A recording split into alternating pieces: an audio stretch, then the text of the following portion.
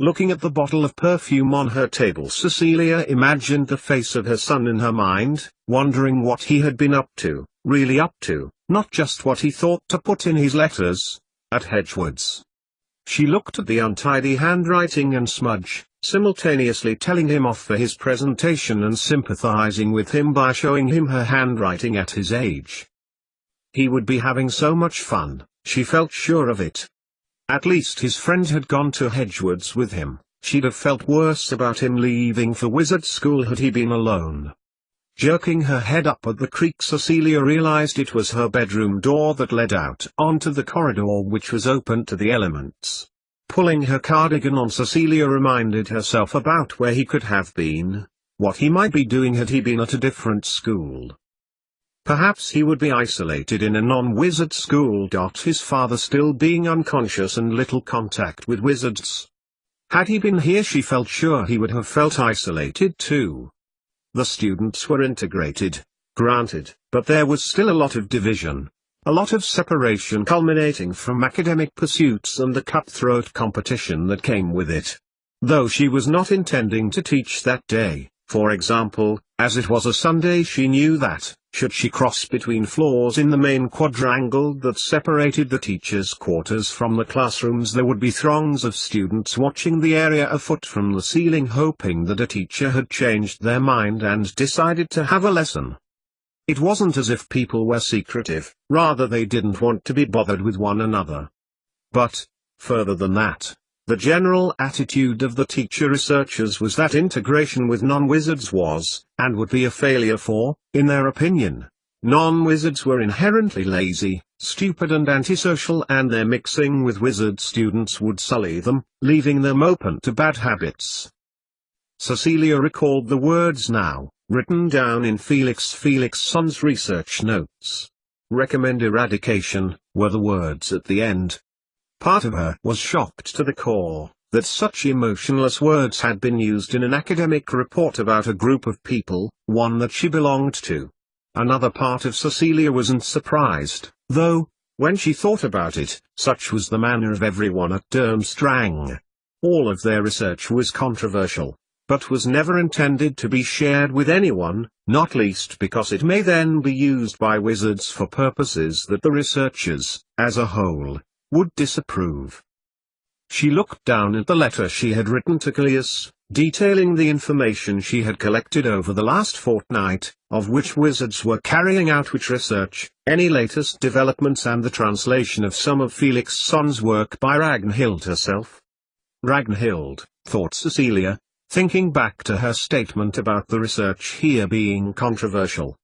Her work was to find evidence for a link between redheads and magical ability, none of which could be called controversial in any way, although the amount of time Professor Anderson had given to her research, nearly 8 years, was probably the most controversial part.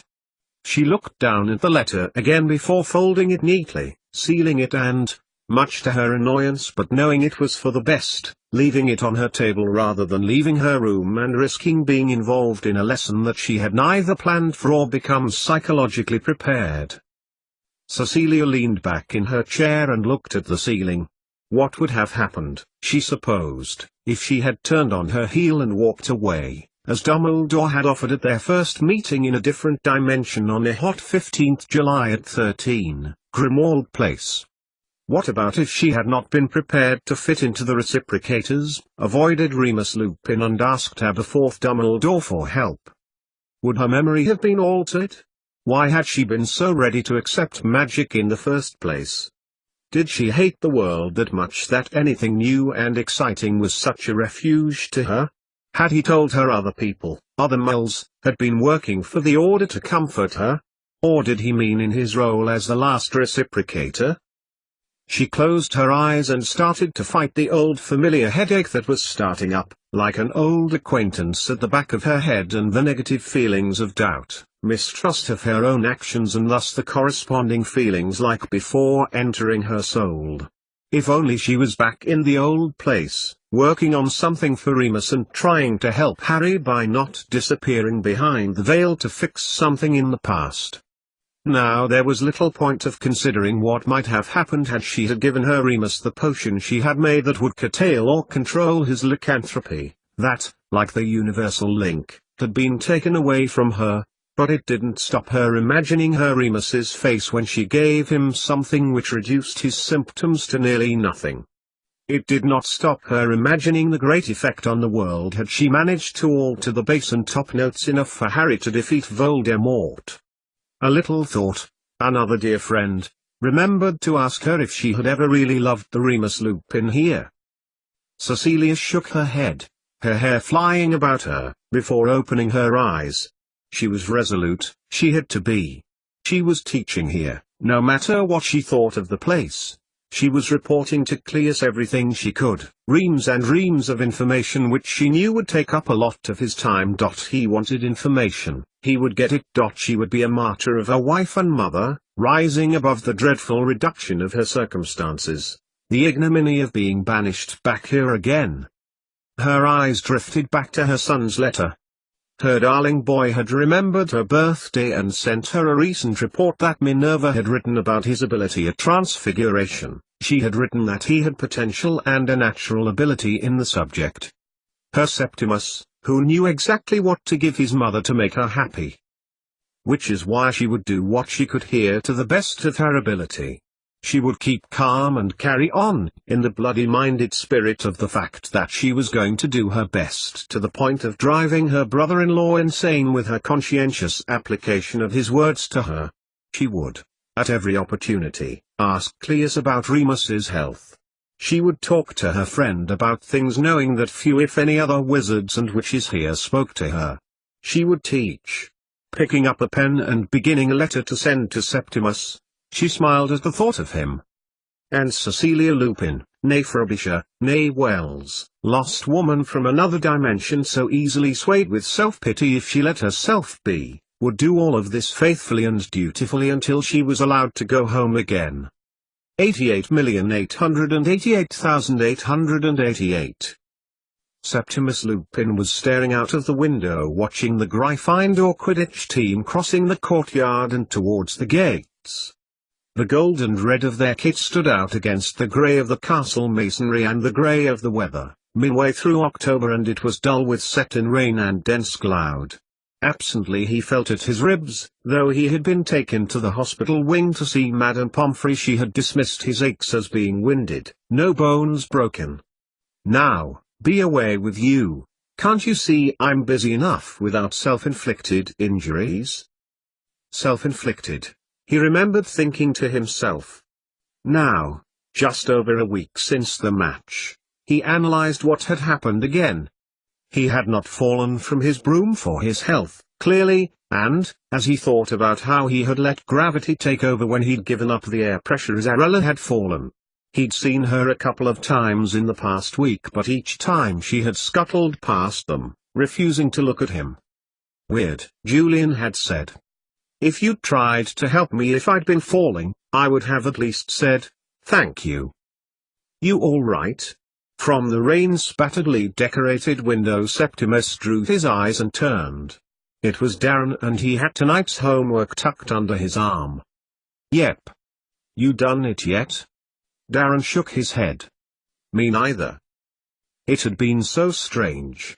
A week felt a long time when he recalled the moment he got back to the common room on the evening of the match, after speaking to Snape.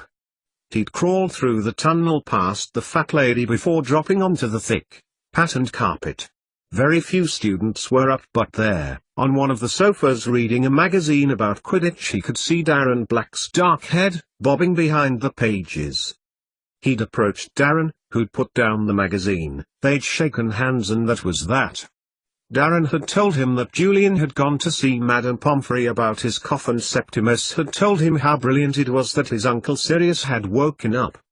Darren had then told him that he was sorry his father was still ill. Once Julian had come back the next day, the three of them made their way to breakfast before hurrying down to the Quidditch pitch with packed lunches, trying to make sure they had a good view from the stands for the 3 house matches that were to take place that day. and in the week that followed Septimus, Julian and Darren had become inseparable, as if they had been friends all their lives. "It's rock," said Darren, shaking his head. "I mean, I know that the work's supposed to be difficult, but this is taking the mick." He looked down at the parchment again. History of Magic and Non-Wizard History. Professor Binns, though an expert in history, having lived through some of it and existed as dead through the rest, had clearly struggled to integrate the two areas into this subject and, as such, history lessons were twice as long as they should have been, meaning students were missing their evening as Binns covered the topic again, but from the non-wizard point of view. "I mean, how are we supposed to know what General Wellington would have done if Napoleon had been a wizard? Napoleon would have won, there would have been a French Empire in Europe and we would be speaking French." "Just put that," said Septimus. "I mean, from what I know, and that was from Mum, Wellington won because of the weather and because the Prussians got there in the nick of time. His strategy would have probably failed against Napoleon's if these things hadn't gone his way." "Okay, you put that, and the bit I said, and I'll put it too." Darren looked back down at his parchment. "Oh, Merlin, how are we supposed to cover 13.5 inches of parchment?" "Waffle about something and write big." Julian's voice interrupted them both and Darren and Septimus turned. "It's all we can hope for. Unless you want to start going on about rubber boots and brandy." Both of them frowned. "Oh come on. Rubber boots. Wellingtons. Brandy. Napoleon brandy?" Julian shook his head and both Darren and Septimus laughed. It was Julian's turn to laugh when Darren took out his wand and conjured a spectre of a pair of boots being filled with a ghostly bottle of brandy before the boots then kicked the bottle towards the chimney breast of the common room's fireplace, laughing louder when two students ducked unnecessarily, shouting, "Hey, and watch it!" at Darren. "Come on," said Septimus, jumping off the window seat. "Where are we going?" Julian looked at him quizzically. "The owlery. Mum should have got her owl by now. I want to see if she's sent one back." 88,888,888. In the center of the circular room at the top of the tower in one of the highest mountains in the Black Forest globe, in the center of a box, hovering as if repelled magnetically from the base, glowed turquoise. From his chair near the window Albus stumbled or watched it as white wisps of smoke danced and curled within, changing shape at will as he watched. The prime pensive were, unknown to the outside world, all thoughts ever stored in magical surroundings, caged, enticed, moved, stolen, all were accessible. What could be seen on the surface of the globe, which was about a foot in diameter and shimmered even on the darkest of nights, was only a tiny fraction of the volume of the pensive. As he watched the thin strands of gaseous material swirl around, Dumbledore pondered the immediate future, stroking his beard thoughtfully. No one knew of the existence of the device, so powerful as it was that it could access any memory that had been taken from a mind, but care must be exercised. It was the interpretation of memories that posed problems. No context existed for the observer, no narrative that made the memory make sense. When accessing the information, care had to be taken to make sure that because of the memory, deliberately given like those being thought and stored by students at Hedgewoods, so banal as to be comical, or unconsciously, like from lovers who mistrusted one another, akin to going through the other's pockets, that key information, locations, names and so on, unfounded conclusions were not drawn. Which was why, despite his lover's anxiety to get on with it, Gellert Grindelwald's keenness and excitement for action, to have a showdown for the honor and glory of his beliefs, all of those such things Albus knew that drove him on, but for this part of the work, the foundation on which the glorious showdown would be played, must be laid with care and delicacy. A chill breeze blew its way through the open window. The whole of this section of the tower, which rose like a shard of glass from the mountain, was exposed to the elements. It had to be like this. Of course, pensives worked far more efficiently in cold environments. All those people who had bought the newfangled ones, keeping them coat pockets and the like, complaining that they didn't work properly, had only themselves to blame. Dumbledore looked at the prime pensieve again. So beautiful, so elegant. He rose to his feet and approached, as if approaching a frozen lake, tentatively, his arms stretched out. All he had to do to access anything he wanted was to put his hands upon it, and his mind would be filled, teeming like a fish pond, with thoughts, feelings, visions, all of which had overwhelmed and broken the minds of lesser wizards. Of course, the potential to access all the memories in the world was open to everyone, like a book, but this book would hit you all at once with the prologue, opening words, key scenes, finale and epilogue filling your head all at once, confusing, disorienting, bewildering, the sheer power of the thing taking over your mind, causing delusions and madness. For Dumbledore, however, with his skill in legilimency and occlumency, it was a case of organizing what was there into pieces and sections in the room around him before perusing the scene at his leisure. It had been a joy to use the pensieve to send information to those in different countries, reinforcing their beliefs, validating their attacks around the continent. Such a method was subtle and sophisticated, befitting the noble name of wizard. And it wasn't as if such low-key events were going to continue indefinitely. Soon, the action that his lover wanted he would get, and if that didn't satisfy Gellert Grindelwald, then nothing would. But care needed to be exercised politically. That was Grindelwald's area of expertise. The ministry in Britain and the European government was not getting anywhere near enough information. They needed to work out that they were behind the attacks, and even if they did, it would take decades for action to happen. For the European Court of Wizard Rights would argue that to pursue action against those who were following the law of ancient wizardry was illegal. Should be, thought Dumbledore, shaking his head. For that hot-headed wizard was not content on continuing to string Henrietta Edwards along once he had the inside information about the British ministry to pass on to him, but had to eliminate her, the consequence being waves being made in Strasbourg, for they understandably had concerns when she hadn't shown up. A noise from the right caused Dumbledore to turn, and he smiled slowly at Grindelwald, who was standing at the top step, watching him consider his pensieve. "And what were you thinking about, stuck up here all morning?" Grindelwald took a step onto the stone floor.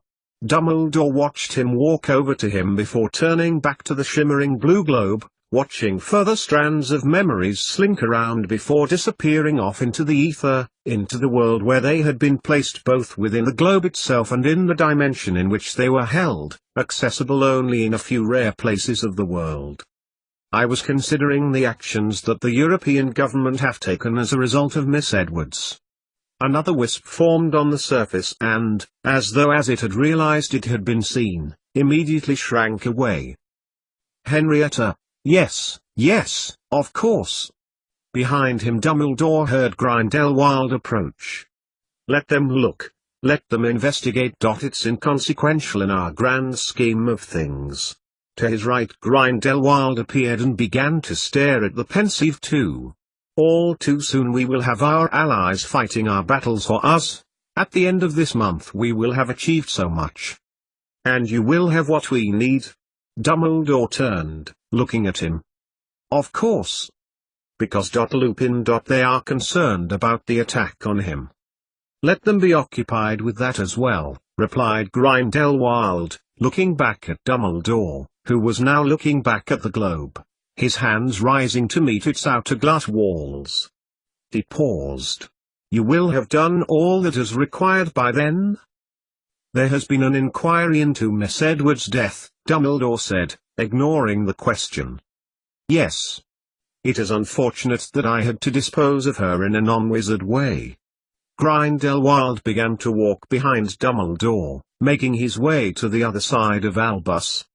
"Pity, she made an excellent contact. But, back to what I was asking you, will you done all that will be required?" Dumbledore turned to him and both wizards exchanged a look. "Indeed. And you will have the information necessary?" Dumbledore closed his eyes slowly, before turning back to the Prime Pensive's globe and raising both hands again.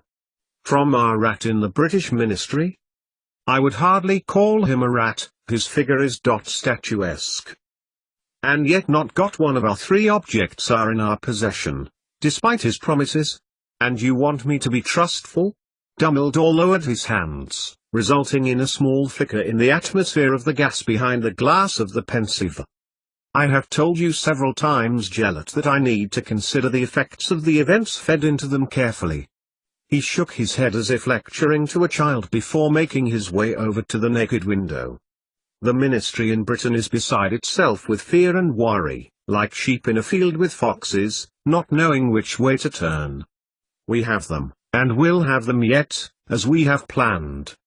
Behind him Grindelwald followed, looking over his shoulder as he stood just to his right, overseeing the same landscape as they had done for decades, mountains iced with snow, intense sunlight making for vivid colors and contrasts. And your other source? Gifted, talented, powerful, above suspicion. He glanced at Grindelwald. I would trust him with my life. Would you trust him with mine? Dumbledore chuckled. No. But then, in the end that will not matter. No, agreed Gellert Grindelwald, encircling an arm around Albus's waist. It will not. And so, shall we go over the arrangements for the end of the month? 88,888,888. Wow. Julian shook his head as he stepped down from the what they learned about in social studies. I mean ... wow. That good, eh? Septimus began to pick up the pace.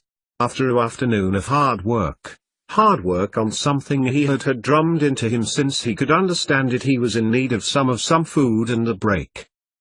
The way Professor Snape talks about it, like he was the one who came up with it. That's because he was, said Septimus, pausing as a flood of other first years dispersed behind them. Eh? Julian stopped too, looking quizzical. Yeah, that's right, Darren, following behind them. He did. Didn't you listen? He said something about being the most important development of the century in understanding wizards, said Julian. Well, I suppose he didn't actually say, conceded Septimus, beginning to walk in the direction of the Great Hall. Both of his friends began walking too. The last lesson on any Friday was always sociology, and it always seemed like it went on an hour too long, and they quickened to avoid the egress of the third years who were coming up from the dungeon from their practical defense lessons. Julian, who had recovered from his virus, had been paying a great deal of attention to his studies recently, but in his distracted state Septimus realized that it had been the third years, presumably, who had been doing all the screaming when Professor Snape had been showing them images of DNA patterns. Oh, to have been down there with the third years rather than having to listen to something that he knew almost as well as his own name. How do you know then? All wizards know, said Darren as the larger students pushed past them. It's like being told about the 1966 World Cup by Bobby Moore, or Botany by Joseph Banks. Exactly, said Septimus before Darren could ask, who? But seriously, wow, said Julian again as they paced into the Great Hall. Double wow if our headmaster discovered it. Already it was filling up, which wasn't surprising. 2 weeks into October and the Quidditch training was high on the agenda of all of the houses. Less importantly, to the students at least, was the increase in the amount of homework that had been set. Just that week they had 5 subjects to do work for, due for the following Monday and Tuesday. Septimus looked around the room as he half listened to Julian telling him and Darren exactly why he thought the idea of the universal link was so wow. At least he could do his summary that night. It was like reciting a bedtime story. In fact, on so many occasions it had been his bedtime story, along with Grimelda, the 7 Giants and the Hedgehog and the Ninjas of Bodmin Moor. Imagine you had to hide a secret, he could hear the voice of his mother say in the audio memory of his mind. Where would you hide it? But, as Darren and Julian began to draw up the pros and cons of Quidditch and football, something that had entertained them all every dinner time since Darren had become their friend, he began to consider something that Professor Snape had said to them in the lesson. About the so-called W gene that metabolized energy, something that, if you were a wizard you had, because that was the part that made your body be able to handle and process spells. In effect, Professor Snape had said, the strength of this gene determines how powerful a wizard you are, but, he was at pains to reinforce, even a person whose W gene acted weakly, allowing them to only do limited magic, they were still a wizard. Wizards' bodies had then the ability to metabolize the energy to convert magic to spells. He knew about it of course, that afternoon, instead of Professor Snape, his mother could have been speaking. But you could live your life not thinking about magic. You might never be in a situation to think about it, but when given opportunity might find one spell they can do. Some people never went or came into situations that made them use magic. But here, Hedgewood's was all about the use of magic. Before he had a chance to contemplate this again, Septimus looked up from his pudding of spotted dick and custard to see a curly-haired member of Gryffindor being dragged to the table by a house elf. Septimus narrowed his eyes. He recognized the elf. It was the one who had followed him round the whole time in the summer when he had come to visit. Here, declared the house elf as he pushed Rufus Lestrange in their direction. He says he knows you. And, as Rufus sat down, the house elf, who Septimus knew to be called Dobby, for he had told him repeatedly when he'd visited, added, if you come down to the kitchens again Winky will cut you up and put you in the pudding. Septimus grinned, trying to suppress a giggle and noticing that Julian and Darren were trying to do the same. Unmoved, Rufus T.F. Lestrange swung his legs over the bench and asked for the main course as if nothing had happened. So, Rufus, why were you down in the kitchens? Julian's mock seriousness with undertones of mick-taking made Septimus splutter into his robe sleeve. Rufus turned and smiled politely at Julian. Oh, I heard singing, he replied, immune as he appeared to be, to the sarcasm. I recorded it on my PP. Your PP? Darren looked away as he asked, turning red in the face as he forced himself not to laugh. Portable pensieve, Rufus replied, pulling it out of his robe. 16-part harmony is incredibly difficult to achieve, impossible in humans at any rate. But I can hear it when I like on my PP, manipulate the score. I'm going to ask Professor Flitwick if I can let the choir hear it. I could even write a piece to be sung. So what did you do to annoy the elves? Asked Septimus, pushing away his half-eaten pudding. Have no idea, Rufus replied, shaking his dark head of curls. I mean, I just recorded them. The acoustics in the kitchens are superb, the fans had to be switched off of course, and I doused the cauldrons. When they were trying to make dinner? Asked Julian, aghast as the others were at the boys' apparent actions. Oh yes. How else were they going to hear the metronome? He works so hard, stamping out the time signature, it wouldn't have been fair for him not to have been heard. Whereas risking the entire castle not having any food was perfectly fine, was it? Rufus frowned at Darren, failing to catch on. Never mind, Darren said, before turning to Septimus, leaving Julian to shake his head in disbelief at Rufus Lestrange. Are you going to watch the Quidditch practice? For a while, said Septimus. I'd like to see Gryffindor's strategy. Rubbish, said Rufus, not looking at them, but at his portable pensieve as he spooned his pudding into his mouth. And what would you know about it? Demanded Darren, frowning in annoyance. Not much, but Mum does. She's the Minister for Sport for the Ministry. He looked up, and straight ahead. Come to that, she's specifically the Minister for Quidditch, but anyway. She says Gryffindor win on luck, when they do win. It's Ravenclaw the Twin on strategy. Call yourself a Gryffindor? Said Julian, his exasperation finally making him get to his feet. Come on, he said to Septimus and Darren. We've got some strategyless Gryffindor Quidditch to watch. What? You don't know the first thing about Quidditch? Darren replied as Septimus got up too. I don't care, I'm learning. Besides, you always support your own, no matter what. It was when they got to the door, Darren commenting that, of course, he should have known from the name that Rufus must have been related to Bellatrix Lestrange, world-class Quidditch player and Minister for Sport, before they stopped dead at the crack and flash of light behind them. All three turned. In fact, all of the students in the Great Hall had their eyes on the spot where Septimus, Julian and Darren had been sitting. There, next to Rufus, who was staring at the charred remains of his metronome, stood Fraser Blewett, his wand in hand.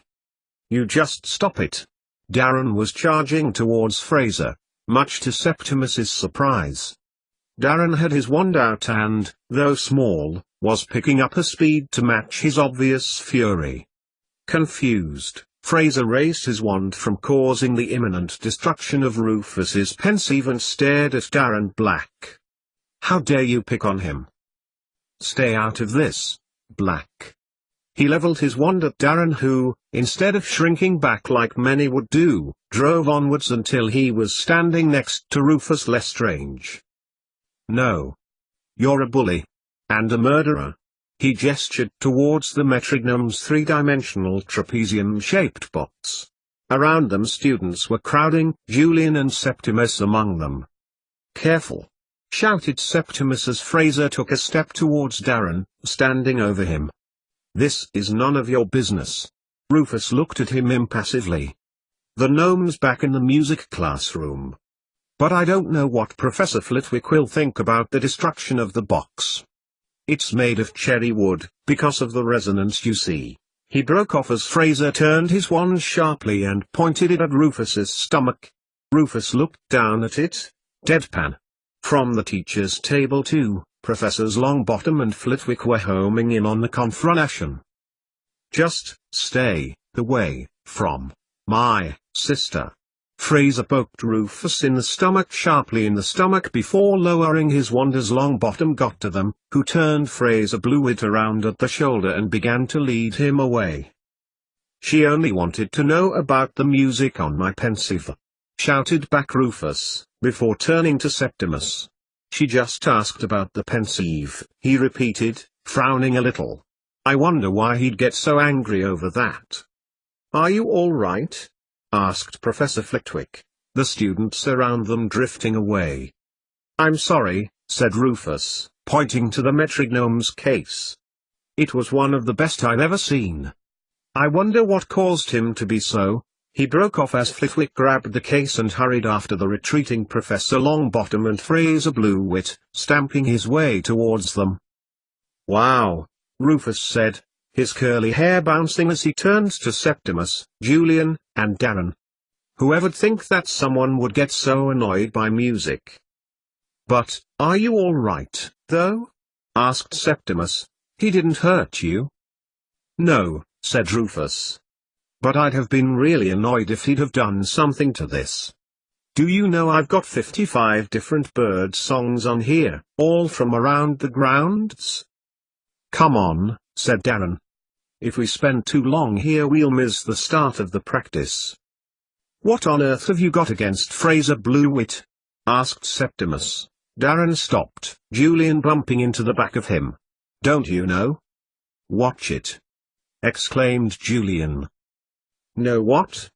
Darren looked at him darkly. Let's just say, it's personal, against Family. Why? In the doorway of the Great Hall all three of them stopped again. Rufus Lestrange had clearly taken Darren at his word and followed them. What has he done to your family? Sure, his family are conjurists, but there's no reason to destroy school property. What are you doing? Going to watch the Quidditch training, said Rufus, his face breaking into a smile. That's where you're going, isn't it? Julian rolled his eyes in exasperation but said nothing. Darren shrugged, which left Septimus to nod. They crossed the courtyard in silence, lit as it was by flaming torches which lined the passages of the school until they reached the steps that led down to the Quidditch pitch. "Your mum's Bellatrix Black," said Darren, hopping down them. "We're related, I think." "Yes," said Rufus. "She's not Bellatrix Black anymore, though, not since she married my dad and became the Minister for Sport when she had me." "Well, I never," said Darren. "What?" asked Julian. "Bellatrix Black is the only witch who has never been on a losing team. She's famous." "She stopped playing for the Blackpool Banshees a long time ago," said Rufus. "Yes," said Septimus. "And she's the best minister the ministry have got, so says my Uncle Kay. She believes all the world's problems would be solved if everyone participated in one sport or another. It's what she has in mind," Rufus added dolefully, rolling his eyes. "Non-wizards, wizards of limited ability, powerful ones. Everyone would get along if they all played a sport. She doesn't care for music," he added sadly. For a moment Rufus reminded him of Eeyore from the Winnie the Pooh books, sorrowfully accepting life as it came to him. "Fascinating," said Julian, tapping his head again. "Where shall we sit?" said Darren, craning his neck towards the stand. "There's hardly anyone here. Septimus?" But Septimus said nothing, he just stopped and looked up to the owlery. Something had occurred to him. "Hang on," he said, marching off. "Where are you going?" demanded Darren, as he and Julian followed him. Hurrying behind them Rufus Lestrange. "To see if Mum's written back," he said. "I won't be long. Save us a seat, will you?" Julian and Darren looked at one another, before nodding in unison. Like the Quidditch stands, the owlery was devoid of many owls. Friday was a busy night. A lot of students wanted to get letters home as soon as possible so as to get a reply before Monday. No school owls were available, and quickly Septimus crossed the stone floor to the slots where immediate mail was dispatched looking for something for him. Nothing. Sighing deeply, he crossed over to the nursery where the young owls were, Mervyn amongst them, who were learning to be post owls. It would take about a year, so, by next year, he would be able to take letters to Mum, or anywhere, for that matter. "Hello," he said, fussing Mervyn behind the ears. "Sorry, I've not got anything for you," he added, realizing why he was staring at Septimus expectantly. "There'll still be plenty of mice for you this time of year," he added, "and I'll come with some bacon tomorrow morning." Septimus was just turning to go when Mervyn brushed his hand and Septimus nuzzled him behind the ears again. "Good Mervyn," he added. "Mervyn? Rufus?" "Yes, I thought I'd come with you. You are going back to the Quidditch tonight?" Septimus nodded in the moonlight. "Well then, I can walk with you." Before Septimus had a chance to ask Rufus why he hadn't just gone with Julian and Darren, Rufus had added, "But why do you call your owl Mervyn?" "Well, 'cause that's his name." "His?" Rufus shook his head. "Your owl's not a boy." He stepped forward and fussed Septimus's owl. To his surprise Mervyn let him, cooing and chirruping. "You're saying? Your owl's a girl?" "Yes." "A girl? Well, I never." "Dad's a breeder," said Rufus, matter-of-factly. "What I don't know about owls." He shook his head. Septimus looked back at Mervyn. "Mervyn? I don't think she likes that," said Rufus, still fussing Septimus's owl, and Septimus realized he'd spoken the name aloud. "She is adorable," he added. Septimus smiled, thinking about the tag that had been on the owl's cage, the label written in a variety of languages. "Adorial," said Septimus, smiling at his owl. "I've got a cousin who goes to Buxbaton's called Dorial," said Rufus. "Dead into music too." "Dorial," thought Septimus, smiling at his little gift. Dorial it is then, said Septimus, matter-of-factly before turning and heading out of the owlery. Rufus followed him and they made their way down the helical outer staircase of the building.